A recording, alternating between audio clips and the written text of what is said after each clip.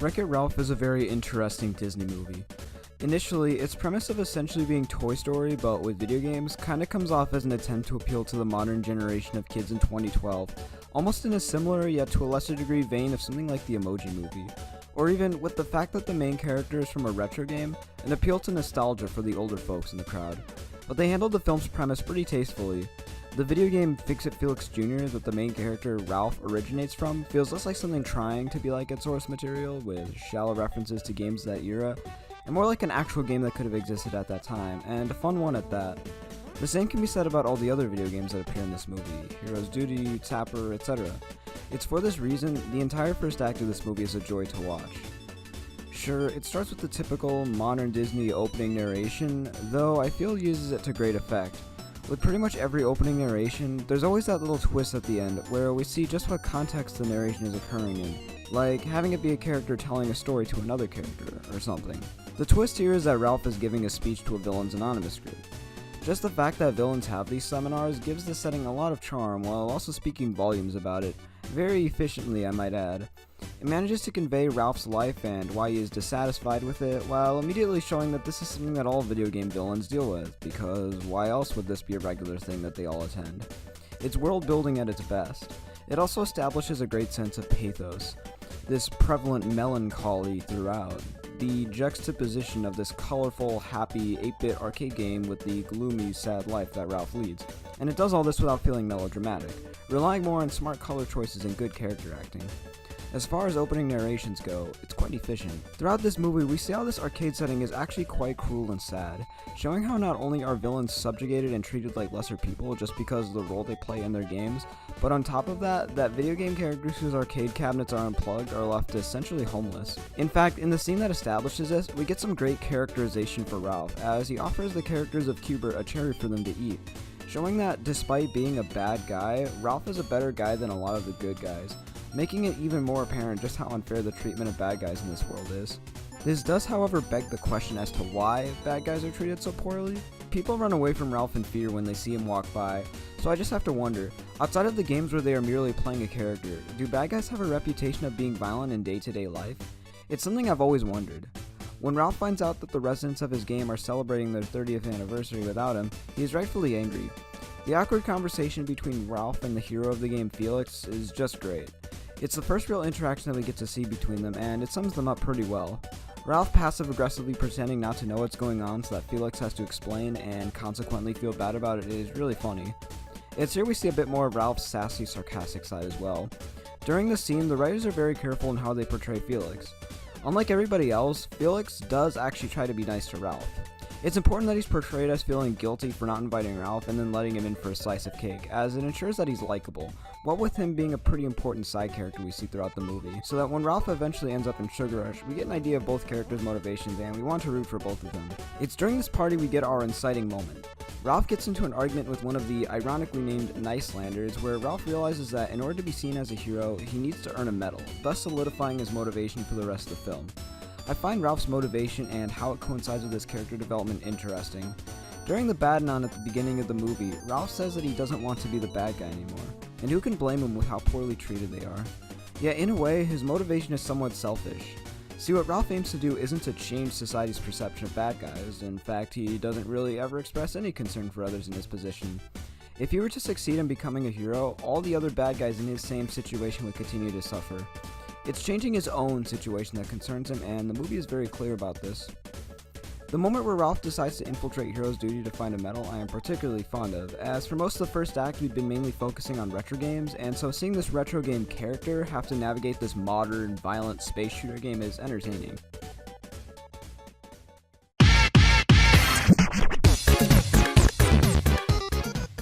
Despite the major conflict here centering around Ralph finding a medal, he actually finds one pretty quickly.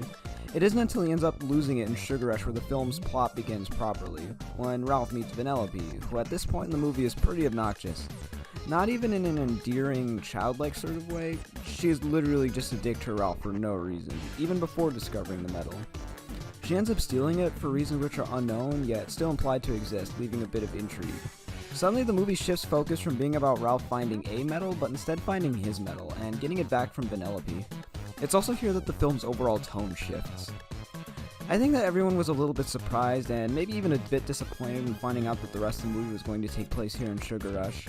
In a way, it's sort of similar to when in Brave, Merida's mom got turned into a bear.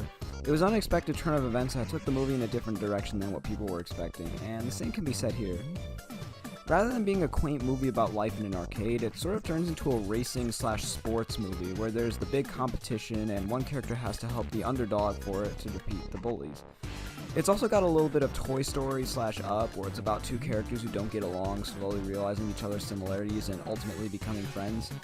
I'm at least glad that they didn't go the route that a lot of these types of movies go, where it's about the character and their foil going on a linear adventure from point A to point B across varying environments to reach an end goal, which is a personal pet peeve of mine as far as film stories go.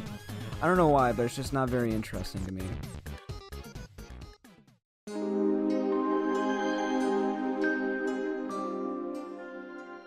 Let's talk about Ralph and Vanellope. The biggest similarity that we see between these two is that they are both subjugated and treated as lesser people by their peers. Vanellope is a glitch, whom everyone is determined to stop from being allowed on the character roster, and Ralph, obviously, is a bad guy. This isn't really a big revelation either. It's made apparent almost immediately after Vanellope's introduction. What they instead choose to wait to explain I find more interesting. In the volcano scene where Ralph sees where Vanellope lives, a parallel is shown between his life and hers. How they both don't really have a home and instead have to live in garbage. But it's something a little more than that. This is where Ralph realizes that Vanellope has it way worse than him. Ralph at least has the liberty to leave Fix-It Felix Jr. and even leave that game in ruins. Vanellope, however, is literally trapped. As a glitch, she isn't allowed to leave. It's here that this movie's theme of subjugation of the lower class, of people who are either deemed defective or bad, becomes more apparent. The homeless Q*bert characters, Ralph and all the other villains, and now Vanellope.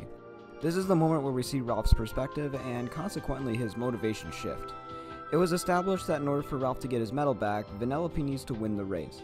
But now helping her win the race isn't just about that. Just a moment before Vanellope explained her life to Ralph, he had pretty much lost all hope in her winning the race. But after seeing just how worse off Vanellope is than he is, we quickly see him gain a second wind. It's here we see him become passionate about helping Vanellope win, not just because it will benefit him, but because he now legitimately cares about his newfound friend being happy. After this brief but entertaining training montage, it seems as though Ralph and Vanellope are at a pretty good place as friends, where even if she loses, you get the feeling that they'll be okay. And so, of course, there needs to be the third act character breakup we are all familiar with, where one friend betrays the other, or there is some kind of misunderstanding and we have to witness a bit of brooding and angst. In this film's case, it happens when ruler of the Candy Kingdom / main villain of the movie, King Candy, offers Ralph his medal back and explains why Vanellope can't be allowed to race.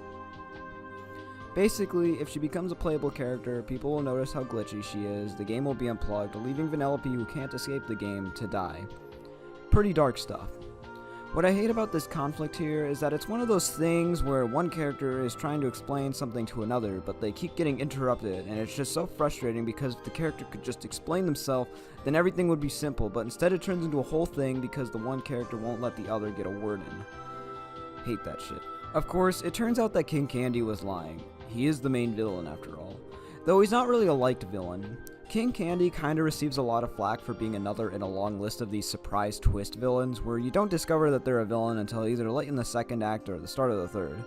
I actually disagree with this. While I don't believe that King Candy is a super memorable villain, as he's played mostly for comedic relief and doesn't really do a whole lot to make us hate him until later, he is still more than just a third act surprise. He does still, for the most part, play the part of an antagonist for most of the movie. When he is revealed to be Turbo, the audience reaction isn't really, oh my god, this character I thought was a good guy was actually evil. What it does is merely add an extra layer to his character. The Turbo backstory was explained much earlier by Felix, with this revelation tying things together and helping us to better understand King Candy. It's basically a non-linear way of revealing a villain's backstory. The backstory itself, however, I am not such a fan of. I've mentioned quite a few times in this video now how this movie has pretty strong and prevalent themes about the subjugation of people. But Turbo doesn't really tie into this. I mean, sure, he does have some thematic tie-in. After all, throughout the entire movie we're hearing this term, going turbo, and learning how it applies to Ralph, how it essentially describes someone who chooses to leave their game behind and pursue another. So having the main villain pretty much be the reason this term exists makes sense. But it's when you dig into why Turbo goes turbo, the movie kind of loses me. It's pretty much a standard jealousy story. Turbo's game was really popular, then a new racing game gets plugged in and gets way more attention, so Turbo sabotages it and gets both of their games unplugged. It's Woody and Buzz all over again. You are a toy! It feels more in line with something from Toy Story than this movie. When someone like Woody or Lotso acts out of jealousy, it makes sense because those films have established themes about being loved by others and what abandonment and replacement can do to a person. It's very clear on how toys feel about their owners. But in Wreck-It Ralph, there is no Andy, there is no Emily, and there is no whatever Lotso's owner's name was. The movie is predominantly about one's own treatment by society and their peers. There's not a single moment in this movie dedicated to showing how the characters of their respective game feel about the people who play them or how many people. Turbo's backstory just feels unfitting. If they wanted to have it where this is just merely the story that everyone else knows, but then when Ralph encounters Turbo in the final scene, before trying to kill Ralph, maybe Turbo explains how it really happened, and we see him in a situation very similar to Ralph's, just maybe slightly different, while even showing him go through similar story beats as Ralph, but then showing how he became corrupted and who he is today, allowing maybe for Ralph to see what he could have become, and overall just showing how much in common the hero and the villain truly have. I don't know, just something like that I feel would have been better and more thematically fitting than what we got.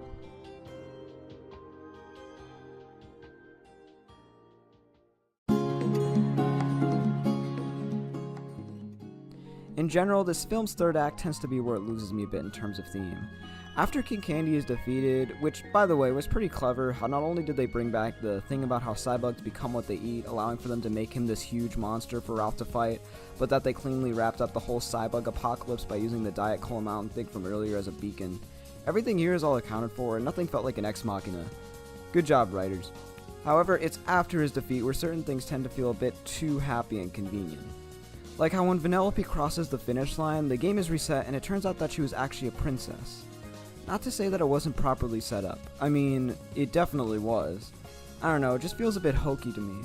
Especially seeing how it kind of gives the writers a free pass in answering some pretty tough questions. Like, if Vanellope really were a for real glitch, then should she still be allowed to race? After all, it would still be risking their game being unplugged. Would Vanellope still be treated like shit? Probably. I did like the scene where Vanellope jokingly says that anyone who was mean to her shall be executed. I especially liked Sergeant Calhoun's reaction. Great stuff. Speaking of Sergeant Calhoun, you probably noticed by now that I never really brought up her and Fix-It Felix's subplot, and honestly, that's just because there isn't a whole lot to say. It was fun and entertaining, yet overall it was just kind of filler.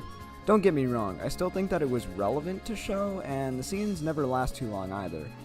What I find disappointing, however, is that the writers neglected to use this as an opportunity to show other games in the arcade. They figured out that Ralph ended up in Sugar Rush pretty much right away. If it had instead been about them searching through different arcade games to find which one Ralph landed in, then their subplot I feel would have been a lot stronger, as it would have served to display a change of scenery from all the bright pinks and whites of Sugar Rush. Imagine if in Toy Story 2, the entire subplot of Buzz Lightyear and all the other toys trying to find Woody had just been them searching through Al's apartment building the whole time. I think this movie's conclusion is pretty solid. With Ralph disappearing for so long, it gave the Nicelanders a chance to see how important to the game Ralph really is, now making Ralph accepted as an equal, though they do sort of gloss over how mad they must have been once Ralph returned, seeing how he almost got them unplugged. It's not really a big deal though. I liked how they had the cast of Q*bert help out with the bonus stages, even if it's a huge risk to them, considering that it was established that dying in a game that isn't your own is permanent. And I mean, one of the dudes will literally self-destruct, so how does he regenerate? I know, I'm nitpicking. Regardless, this movie's ending still always manages to leave a smile on my face. This movie in general really makes me smile. Ignoring the themes and morals, it's just a really good video game movie, and I feel we've been needing more of those. It actually feels like there was love and admiration for the art form. It's why Act 1 is probably my favorite part, because while, yes, the Act 2 with Sugar Rush and everything is still great, sometimes I forget I'm watching a video game movie. A lot of the humor becomes based more in candy puns and slapstick, and a lot of the conflict feels related more to the various natural formations in Sugar Rush. This is why I feel this subplot could have benefited a ton from being about Felix and Calhoun searching through various arcade games. Besides that, it's just a really fun movie with a ton of charm in its setting and characters. This is easily up there with many other Disney classics.